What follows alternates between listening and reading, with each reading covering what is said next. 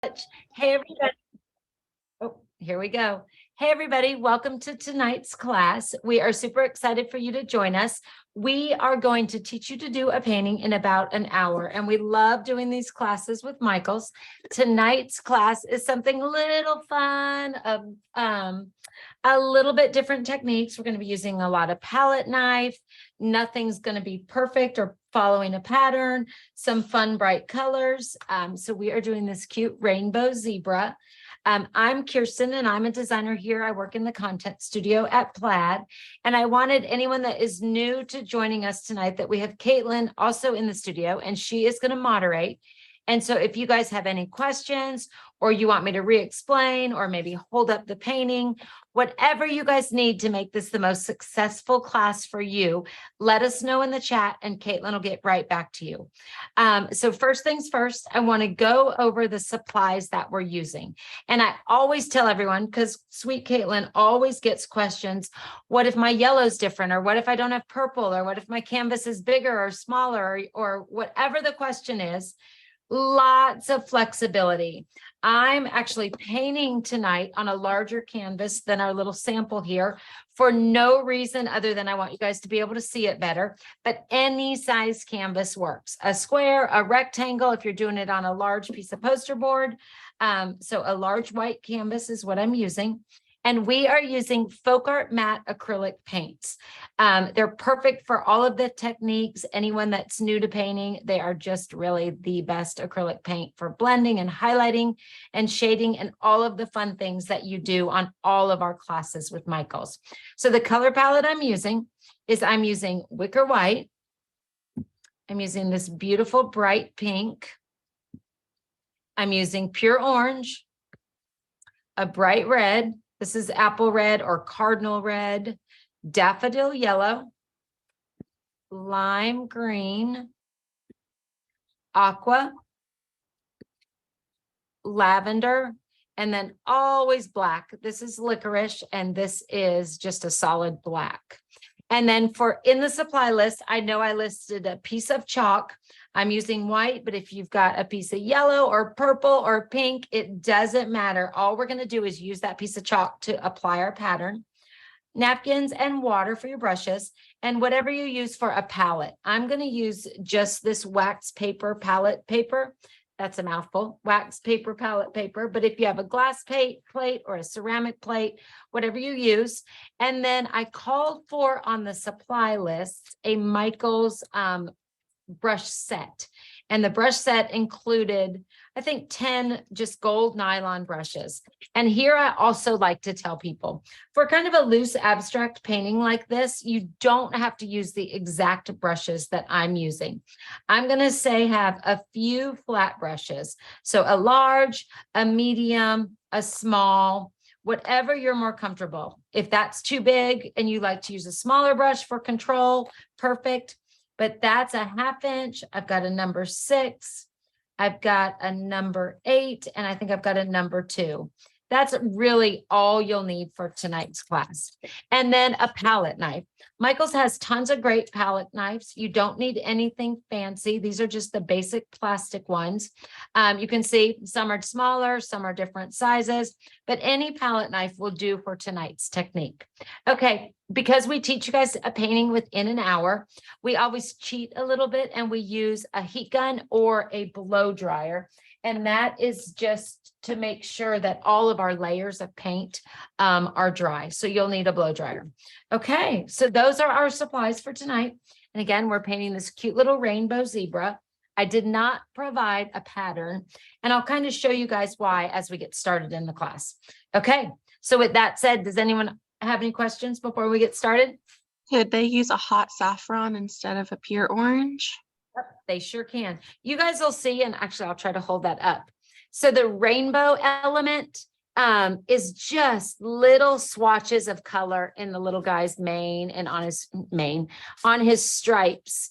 You don't have to do any color if you don't want to. If you just want shades of warm colors and you want 2 pinks and a coral and an orange, go for it. If you want a whole different pop of color, you could have neons, you could have pastels, use whatever color that you like best. Okay. All right. So first thing we're going to do is we are simply going to base coat our canvas with black. And there's no right or wrong to base coating. I just squeeze some black on there. I'll use my largest brush, which is the 1/2 inch. Not going to add a lot of water because I just want a really dark, solid black base coat. I always tell everybody the stretched canvases that you get at Michael's, they have no staples. They just have a great clean edge. When the class is over, I always say, do to the side whatever you did to the top.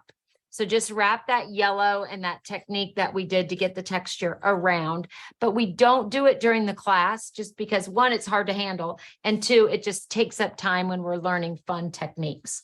But to make it finished and to make it perfect after the class, just do to the edges what you did to the top. Just kind of a good rule of thumb. So if someone has baby pink, is there a way to make it more bright? You could mix a little red and you could mix a little touch of orange. It'll make it brighter. It won't make it a brighter pink, but it will make it a more vivid, kind of a corally pink color. So you could definitely do that.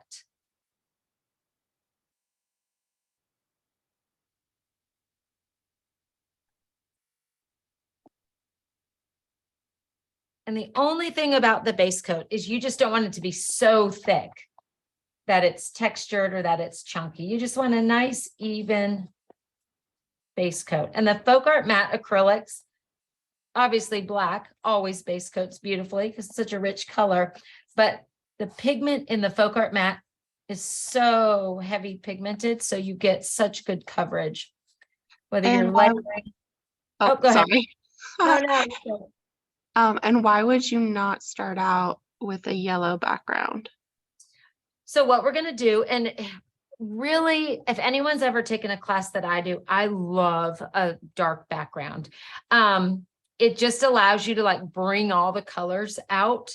And so what we're going to actually do first is the zebra, and we're going to do the background last. So rather than create a pattern on a white canvas, we're going to create a pattern on a black canvas, and we're going to do our zebra first. So no other reason than that's just the way I'm choosing to teach it tonight.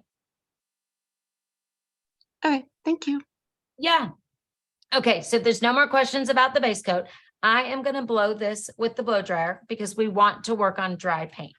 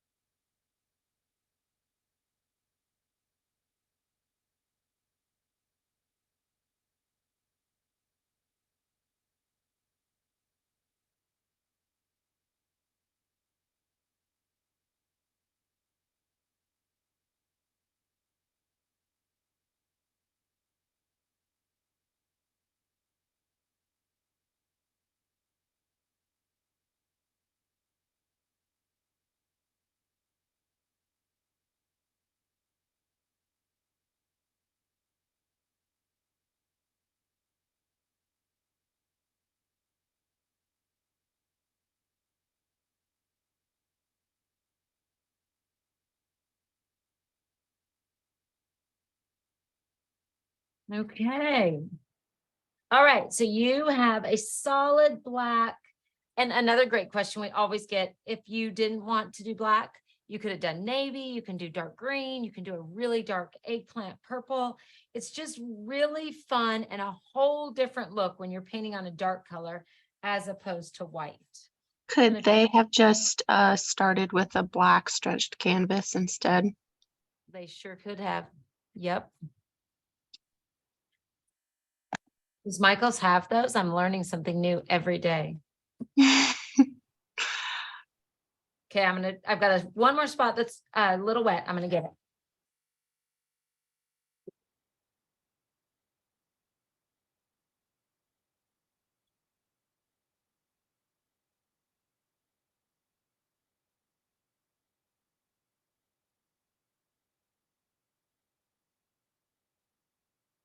Okay.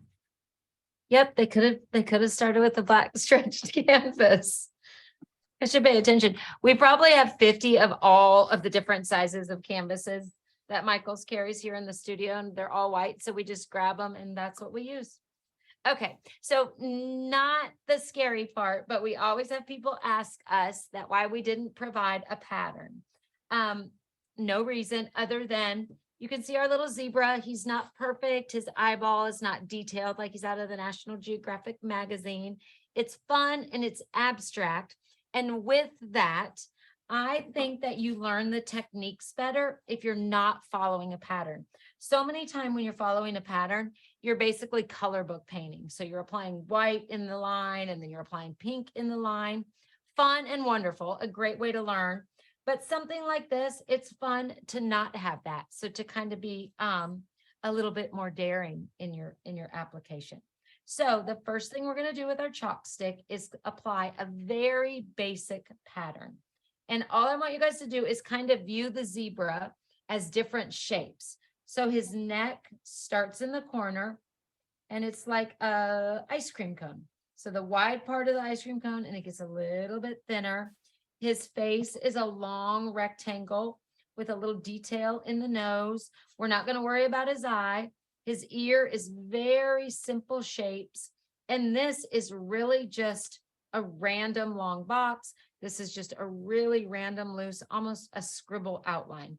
If you look at it simple like that, it's so much easier to comprehend getting a painting of an animal. Okay, so I'm going to start with his neck. And the reason I love chalk is because we will paint right over it. So if you get a line and you're like, no way, barely erase it. Just know which line that you're going to follow because it will absorb right into the paint that we're using. So I'm going to create the top of his neck. I'm going to go to where I think his head is going to kind of start to curve. And I'm going to create, it's a little cone head zebra for now. I'm going to create the top of his nose. And then this is under his little neck. So I'm going to come out and create his nose. But knowing there's a little detail in there, he flattens out and then he's got the little bottom chin. So he looks kind of funny right there, like a little anteater. I'm going to go in and I'm going to put his ears. He's a happy guy. His ears are going to face forward. Looks like a little bit of a rabbit. I'm going to just scribble a spot where his mane starts. And then I'm going to just barely sketch on there where his mane will be. So he's really rough. I'm not going to do the stripes. I'm not going to do the details of his mouth. You can, if it gives you comfort, you can do a little line, or you can even do the area that's black. But you're really just sketching. If a line bothers you and you want to just kind of rub over it with your finger to see that your composition is how you want it. If you wanted to do the black area, which would represent the inside of his ears, that could just be a little sketch. If you want to place his eye, don't get in there and draw, the highlight and the eyelashes. You just want to place it. So it pretty much looks like a little cartoon animal. It could be a horse, it could be a donkey, it could be a zebra, but you just want a place to start. I'm going to erase that and I'm going to actually straighten out his neck a little bit. I'm going to make his nose a little bit longer. I think it was a little too short. If we were doing this pattern with a pencil, sometimes a ballpoint pen, it would be a mess because you'd be pushing so hard on your canvas. You really just want to place the areas. How's that for a really rough pattern? So you've just got the placement. So we are going to start building our yellow. So on your palette, you're going to put your Daffodil Yellow and always white. And the first technique that we're going to do the palette knife last, is we are going to dry brush the entire background. And dry brush means nothing more than don't have water on your brush. If you did get it wet or cleaned it, that's fine. Just remove as much water as you can on a dry paper towel. And the only key to this is you don't want to outline your chalk pattern. You don't want to go up and down like stripes. You want to do a really loose, random pattern that allows you to still see the black. And you'll bump up to that part of the pattern and that part of the pattern. Don't outline it exactly, because all you want to do is create the first layer of that yellow pattern or that yellow background. No water. You're just applying paint in a very loose, abstract pattern. And every now and then, dip that same brush into the Wicker White. So you'll still have some yellow on your brush, but you're going to want to jump all around your canvas so that the white and the yellow just keep blending. But you also do not want to eliminate all the black, because see how the black gives you such dimension in your background? We'll continue to add, but you want some of that black to just pop through, because that gives you all of that texture. Not adding any water. And I'm just jumping between the yellow and then a little bit of the Wicker White.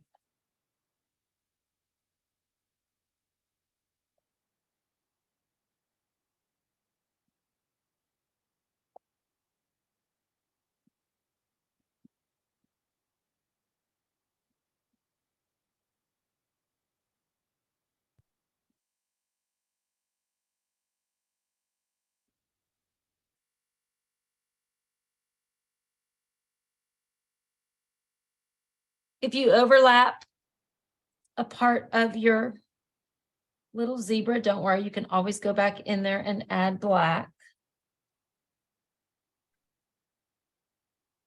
But you should have a really simple silhouette and start building that background.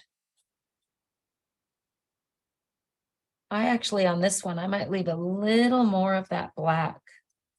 I really like the texture that it's creating.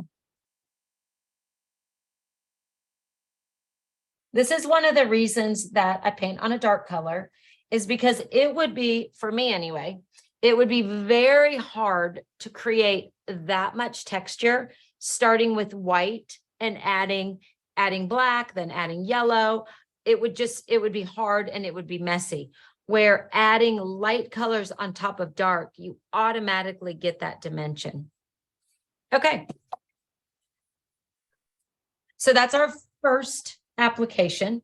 I'm going to go in the water and clean that brush. And I'm going to dry it on a paper towel, always getting as much water out of it as you can.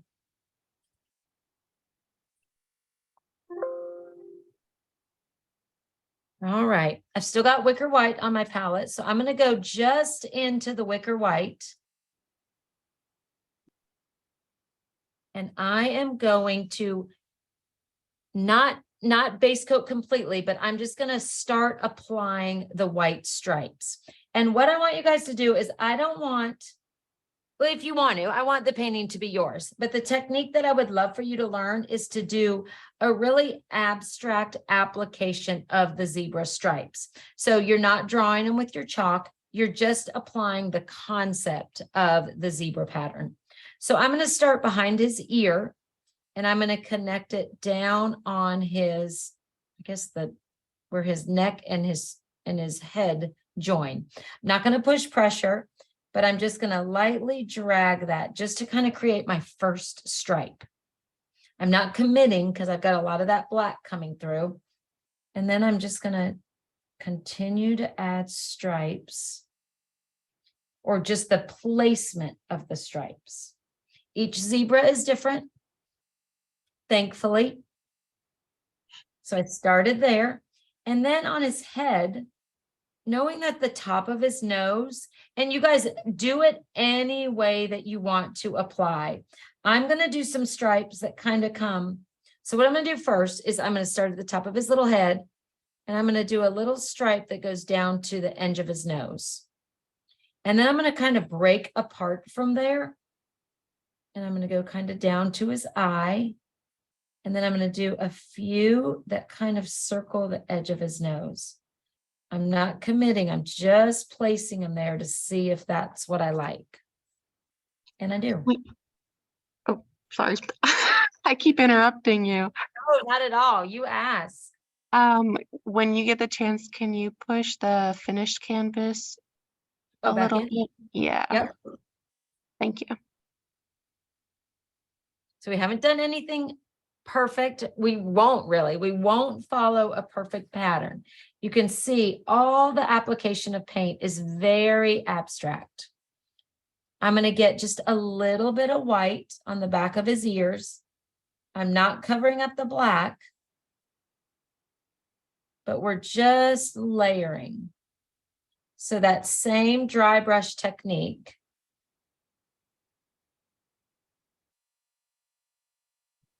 And if I like the stripes, I like the way it kind of curves on his nose, but then the bridge of his nose is flat. I'm going to go in and be a little bit more confident, and I'm going to make that stripe a little bit thicker, still not covering up the black, but giving committing. How's that? I'm committing to this little guy's pattern. What do you do if you don't like the placement of your stripes? So you can base coat the area that you don't like with the black and hit it with the blow dryer. The only thing that could mess up your zebra now is if you put wet paint over wet paint. So if you base coat it black, just dry it really quick and then place them again. So I'm just making them a little thicker, but still letting a ton of that black that was our original base coat come through.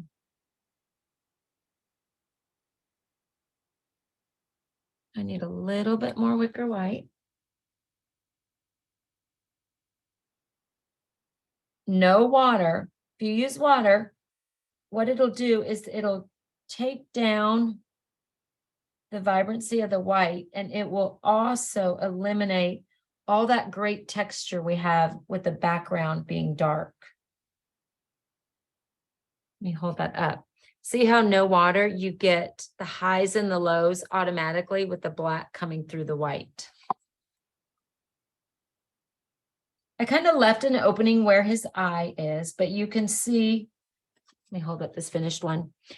It's more of a representation of an eyeball because we're not going in there and doing the details, which I like because it's very hard to paint an animal that looks like a photo. It's very hard to paint the details of the eye or the nose or all of the elements of the animal. But doing a fun abstract like this just allows more people to learn the techniques and leave with a really great, fun little zebra. Okay, so I added to my stripes.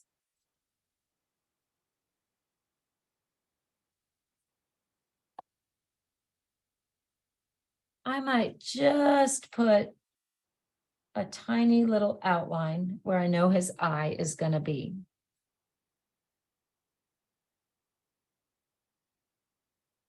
Brighten up your white with 1 or 2 layers.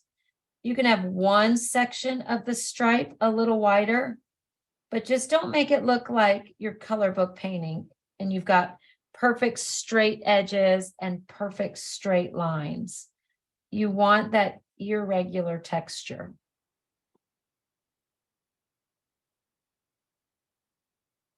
My favorite part of a painting like this is when you see the texture of the canvas, because that adds such a nice element.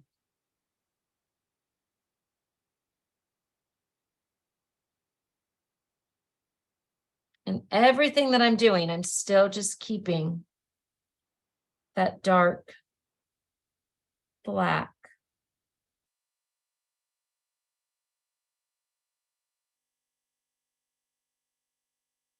All right, I'm going to clean off my brush. And even though our base coat is black, we're going to add some details. So get some black, some licorice on your palette. You're still using that same 10 brush. Just get all the water out that you can on a dry paper towel.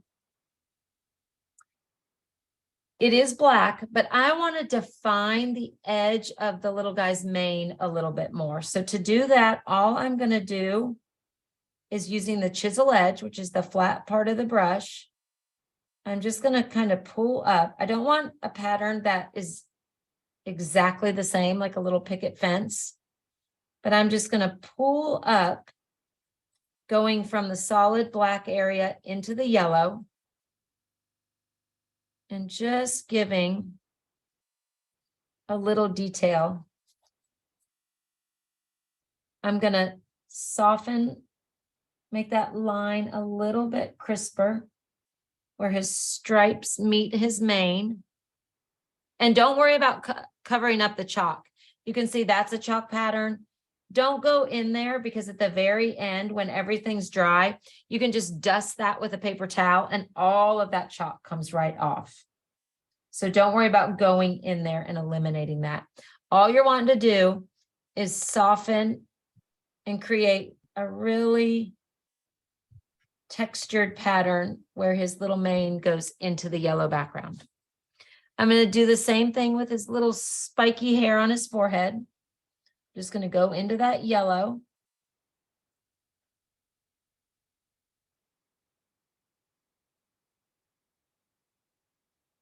And then I'm going to do the same thing on his ears. I'm going to do a little bit, not too much, on the outside edge of the white, just to kind of separate the yellow from the white. I'm going to do just a little bit. And all I'm doing is just sketching with the chisel end, which is the flat part of the brush. So everything just gets more and more defined.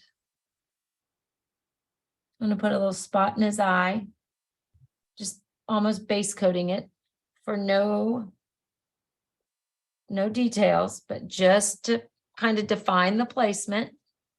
And I'm going to do the same thing with his nose. No water,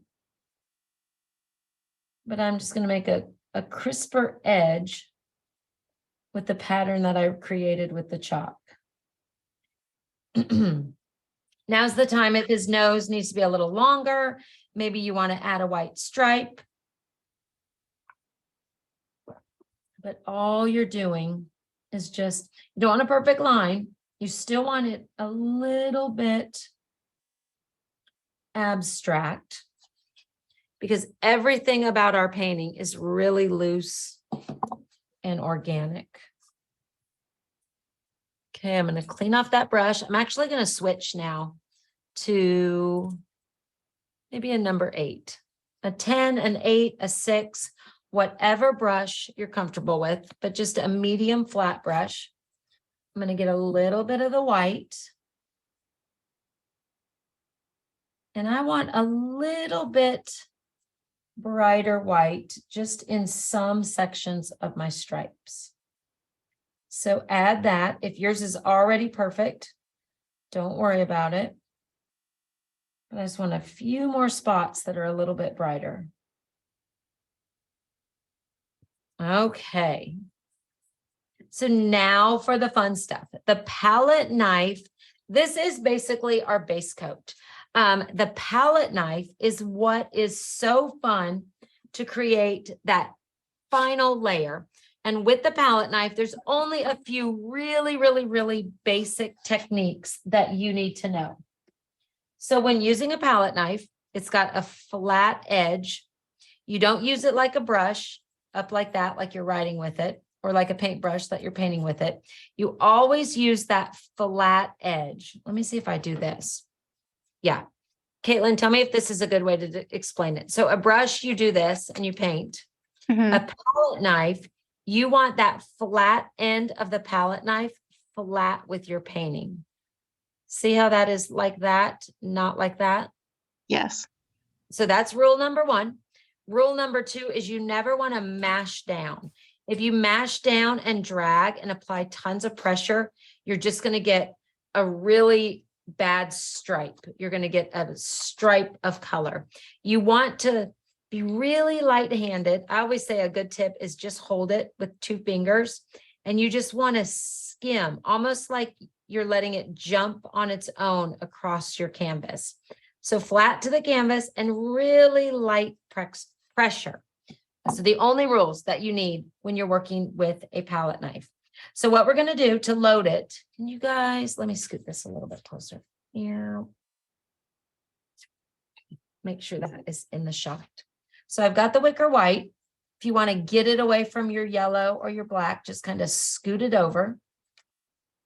And then you are going to tap in the white. And there's no right or wrong. If you load it to there, perfect. If you load it to there, perfect. If you load just the tip, perfect. But you're just tapping it in the paint. And then you're going to tap next to your paint, not removing all of it, but taking some of it off. And then you are lightly going to skim to create texture in the part that you've already got a pretty good base coat. So I'm going to start on this stripe. I've got a white stripe for my zebra. I'm going to lightly place my palette knife on there, and I'm just going to drag it in the same direction. Load paint, pounce in, pounce out, get on that white area, and just drag that palette knife. Let me do a few so you guys can see the different application of white. And if they don't have a palette knife, is there something else that they can use? Yeah. So gosh, we've brainstormed so many things over the years. People always go to a butter knife, but it really doesn't work because you don't have that flat edge. A piece of a credit card works because you get a flat edge. You kind of have to hold it different. I don't have anything that's like that. Let's see. Pretend like this package is a giant credit card. My kids would be so happy. You would load kind of the corner and you would just really carefully have to keep it flat onto your surface. That is probably the easiest. A lot of people have like a little cheese knife that still has that angle on it. What else in the kitchen? If you had a little spatula, it's got that flat edge. A lot of kitchen tools would work. But the key to the palette knife is we're using white over white. You don't want to mash down, and you just want to skim another layer of white over where you already have the white. But here's a perfect example. See what it does is it kind of just has a mind of its own and it adds that texture. That's what gives you that really fun abstract look. Look, there's no guarantee I can do this holding it up, but let me try. Place it down flat, not a lot of pressure. And then I just drag it following the stripes, but not expecting the palette knife to keep the white exactly in the stripe. And you don't want it to. You want it to just add another layer. So see right there where it jumped onto the black? That's what I love because that would be a really hard look to do with the paintbrush. But the palette knife, whoops, I knew that would be hard. The palette knife makes it so easy. I'm going to add some more Wicker White to my palette. And you're just going in the direction. I always tell people, if it's easier for you to pull your palette knife left to right or right to left, or even up from the bottom up, move your canvas and use your palette knife whatever way is most natural. So like for this stripe on the bridge of the zebra's nose, it's going to be more natural for me. What is going to be more natural? To kind of pull this way rather than this way. So just move your canvas. But light-handed, not a lot of pressure. And you're just letting it skim across the surface.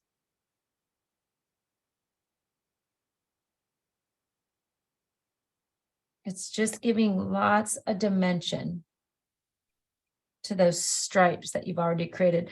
On his little ear, I'm going to go kind of like a C.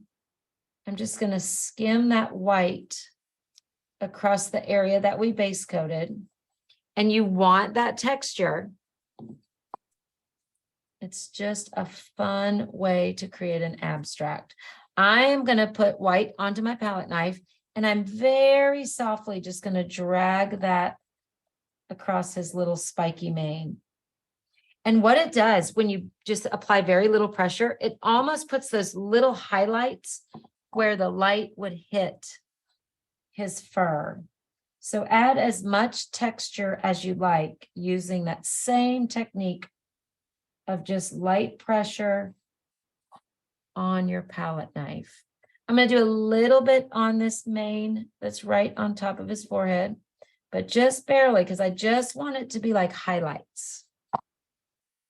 That line is a little strong, so I'm going to soften that with my palette knife by just creating that texture. I am going to go into, so we've been using the flat bottom. I'm going to go onto the side, the skinny section of the palette knife.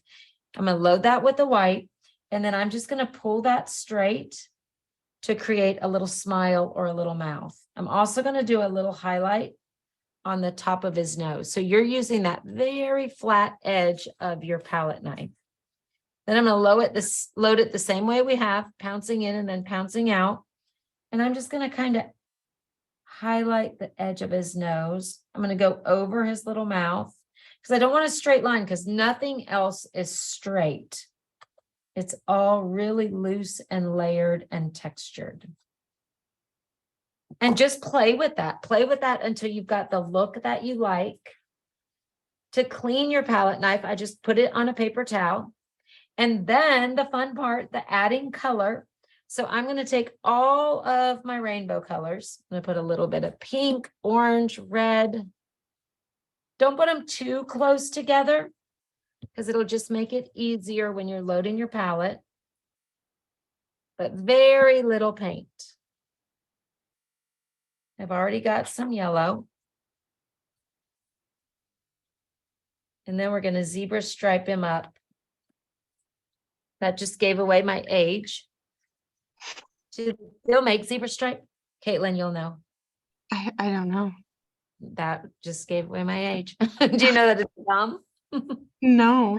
Oh gosh, I could be your mom. You could be. I could be. So zebra stripe was a really cool gum when I was little. That was a zebra that had, I think it was rainbow. This is the zebra stripe. And it was such a good, unique flavor. If I ever see it, which I doubt I will, I'm going to buy you some, Caitlin. Oh, You'll love it. I know it. Okay, so the same technique that we're doing. Cleaned off my palette knife. I'm going to start with, it doesn't matter. I'm going to start with pink, start with whatever color. Oh, this might be an easier way for you guys to see loading it. You just pounce in the color. You're just loading maybe a third of the, or I'm sorry, half of the palette knife. But again, same rule. If you've loaded to there, perfect. If you've loaded less, perfect. You just don't want paint dripping off of it. And then I'm going to pick, okay, this stripe is where I'm going to start my rainbow. Flat against the canvas, light texture. And I'm just going to skim that pink over the white. So I don't want the white to be gone and it be a pink stripe. I just want the accent of a textured pink stripe. Clean it on the paper towel. I'm going to do the same thing in the red. And I'm going to skim that. Let's see, which way do I want to go? I'll go this way. I'm going to skim that red. If I want a little stronger color, just load more paint. To paint that, for me anyway, that would be impossible. I would never be able to get that fun textured application of color, but with the palette knife, it's so easy. And I'll go into that pure or that bright orange. And just skim that on his stripe. I love the way the white is popping through. Even though my background's yellow, I'm still going to do a little yellow stripe. Maybe a little heavier at the bottom. So I just went into my paint twice.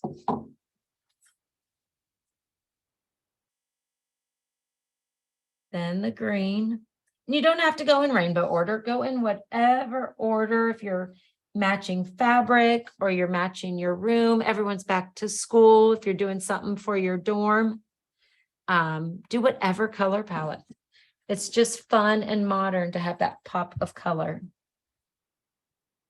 You could do all jewel tones. You could do, I think we mentioned neons would be super fun. But I'm holding it up. I love the way you still have the white stripe. So you just have an accent of color in each stripe on your little zebra. That very last little stripe, I'm going to go in and do just a little bit of purple. And then I'm actually going to go up on this side of the pink. Rather than start the rainbow over, I'm just going to go back this way with the color order. Loading it exactly the same, pouncing in it and then kind of pouncing next to it. And I'm going to start on the top. I'm going to skip his little eye area. I still want to leave that open area where we'll add the detail of his eye at the very end. And instead of using chalk, you can still use a pencil, right? Oh, absolutely. Chalk to me is just so easy because you can rub it right off. You can go over. Sometimes the pencil's hard to see, but absolutely. Yep. Whatever way you like to apply your pattern. I'm going to do a little bit of yellow. A little bit of orange on his last stripe. Oops. A little bit of red. He's got that bridge of his nose. I'm actually going to go in and add a little bit of pink. But throughout the entire canvas, letting the white show on each stripe.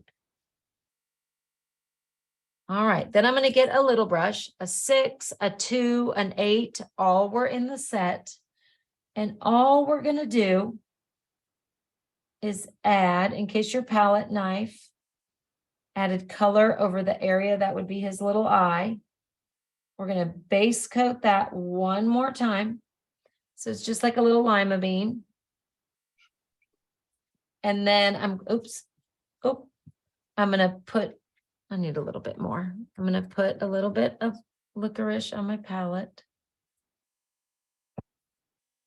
And I'm actually going to go over his nose a little bit. I think I have too much white.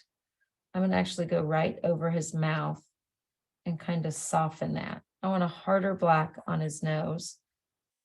If there's any spots you want a little bit more black, do that same palette knife technique. I'm going to do a little bit of black on the insides of his ear and a little bit to define that pink stripe.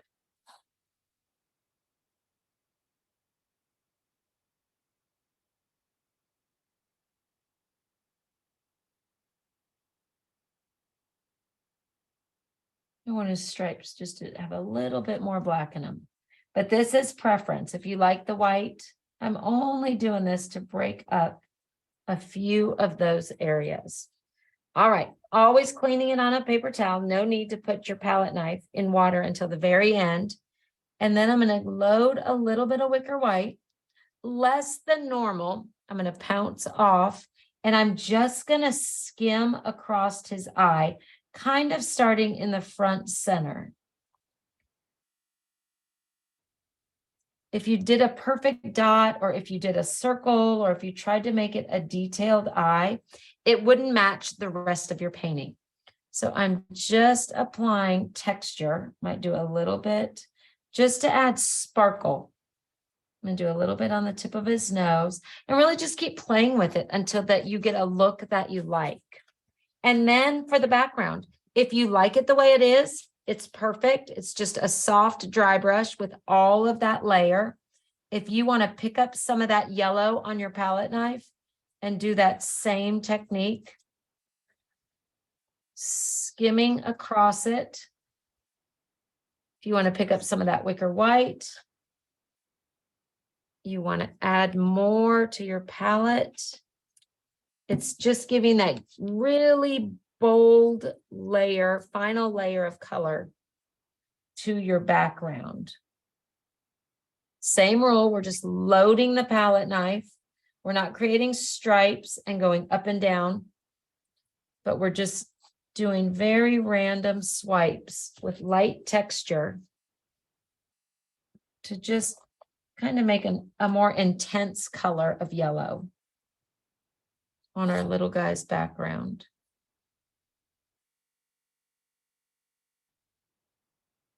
But I still want all that texture to show through. So I'm not going to cover up everything that we did, but just have fun with the background.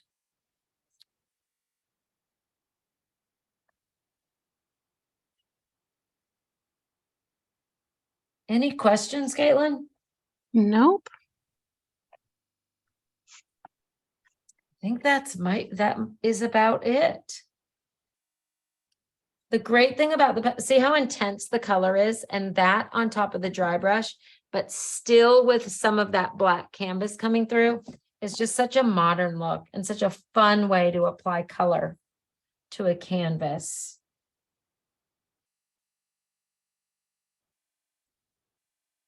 Maybe a little bit of white, and then I think we're done.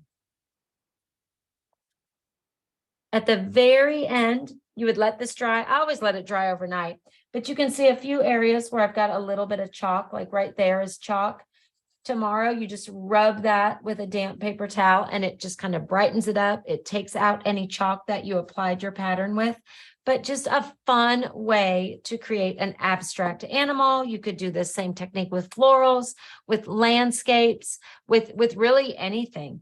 Layering dry brush technique and then using your palette knife to add more color is just a fun way. And I hope you guys enjoyed the technique that we did. So if nobody has any questions, we seem okay? Well, somebody would love for you to do a whole series of animals. Oh no. Who is that somebody? I like them because they like the abstract fun elements that I love. I could never He would paint. love for you to do a lion. Oh, that would be fun. And you could put tons of color in his mane. Oh, that'd be fun. Maybe we will. We've done, I think I've done a turtle, but maybe a couple years ago. We've done a lot of fish with this technique, which is super fun. Like ocean and landscape and snow is super fun, but maybe we will. Maybe we'll do a lion next. So nobody has any questions. We want to thank you guys for joining us. We love to see your projects, so share those on social media. And every Tuesday, same time, we teach a different technique, different teachers, different paintings, tons of fun stuff. So join us here with Michael's to learn a painting in about an hour, once every Tuesday at 7:30. So thanks everyone for joining us. We'll see you next time. Bye.